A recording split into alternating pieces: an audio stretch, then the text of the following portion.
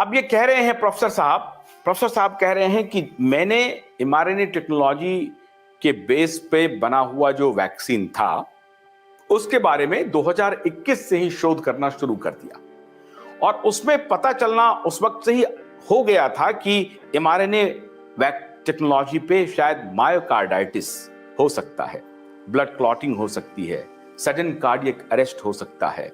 और ये मुझे पहले से एप्रीहेंशन था, इसकी शंका मुझे पहले से थी।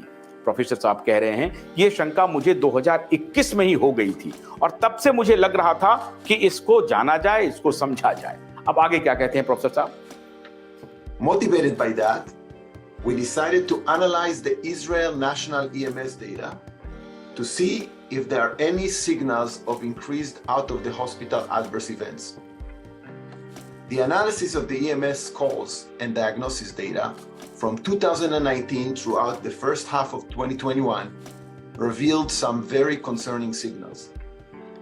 We detected an increase of 25% in the calls with cardiac arrest diagnosis among ages 16 to 39 in the first half of 2021, exactly when the vaccination campaign in Israel was launched.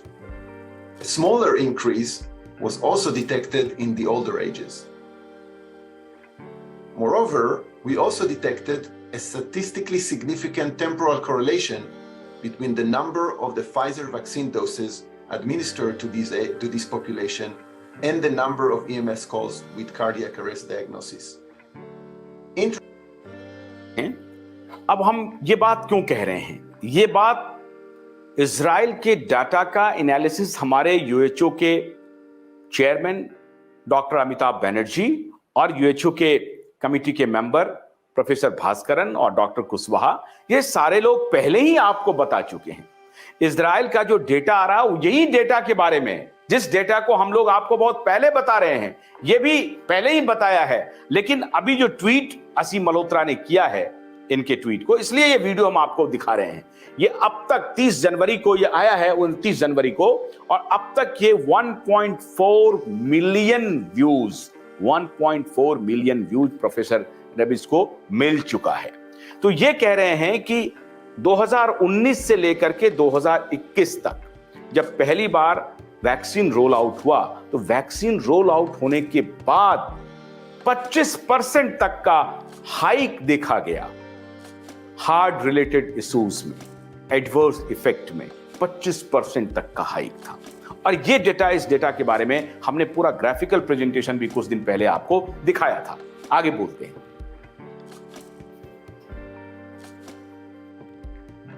Interestingly, we did not find any statistically significant correlation with the number of COVID-19 infections during this period of time. While this is not a proof of causal relationship, it left us very concerned, especially given the known suspect clinical mechanism. And we called for an immediate, thorough investigation by the Israeli Ministry of Health to investigate what are the underlying causal mechanisms of this observed increase in the cardiac arrest calls. Unfortunately, to the best of my knowledge, such thorough investigation was never conducted. By now, I believe that the cumulative evidence is conclusive and confirms our concern that the mRNA vaccines indeed cause sudden cardiac arrest as a sequel of vaccine-induced myocarditis. And this is potentially only one mechanism by which they cause harm. Data from UK, Scotland, and Australia replicate the data from Israel. Additional data from Israel indicates that in 2021, the EMS in Israel conducted more than 3,000 more resuscitations compared to 2019, which amounts for an increase of 27%. Two prospective studies from Thailand and Switzerland, in which vaccinees were tested before and after they received the vaccine, indicate that the rates of heart damage are likely to be significantly higher than the rates detected by clinical diagnosis.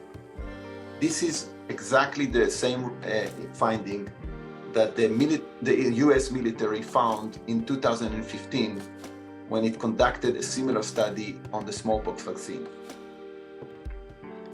Another study from the Harvard Medical School detected in the blood of children with vaccine-induced myocarditis an entire spike, which is another indication of the underlying mechanism of harm, but in fact has even broader implications about the safety of the vaccine, given that the repeated evidence that we have that our mRNA and the lipids are actually penetrating the blood system.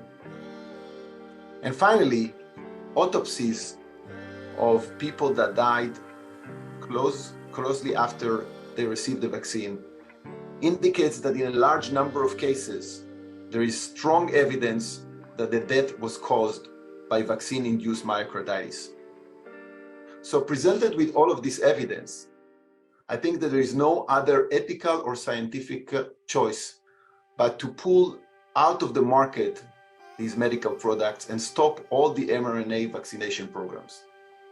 This is clearly the most failing medical product in the history of medical products, both in terms of efficacy and safety.